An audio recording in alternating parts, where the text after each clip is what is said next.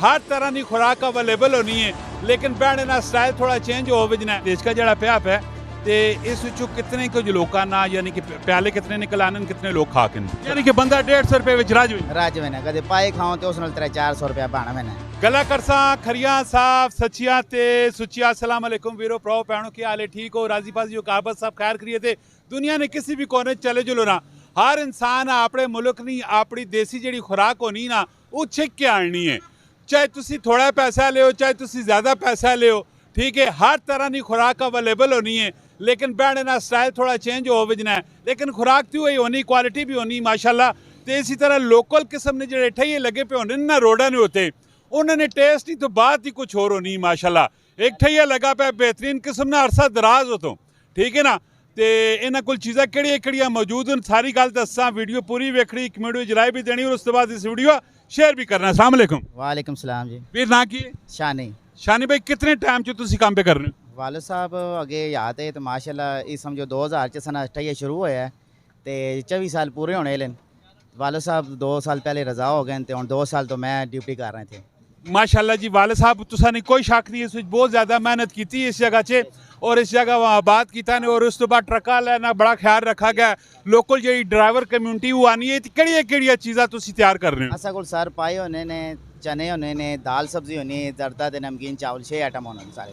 ये कौन तैयार कौन करना है कार वालदा करनी है कि वालदा पहले करने है तो हुण असां बीवियां करनियां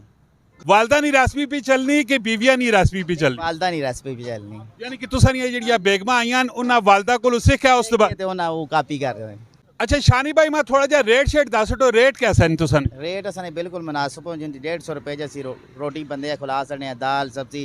पाए ना शोरा होवे ते चावल होन 150 रुपए रोटी यानी कि बंदा 150 रुपए विच राज में कदे पाए खाओ तो उस 400 रुपया बना मैंने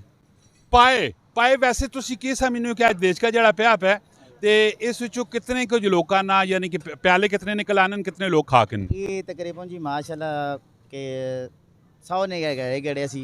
बंदे भुगता सकने हैं वेरी गुड ते एक पाया ना जड़ा प्याला वे ये कितना ने ये फुल प्याला असी 600 रुपए ने देने हैं नली बोटी दो ही पा के अगो गाहक नी चॉइस होवे भावें बोटियां पावे ते भावें नली बोटी दो ही पावे ते एक प्याला दो बंदे खा के एक प्याला सिंगल भी 2 खा के ते जड़ा फुल है उतरा भी खा के बाकी देश का की कुछ भी है बाकी देश का ये जरदा चावल होने ने नमकीन चावल होने ने चने होने ने सब्जी होनी ने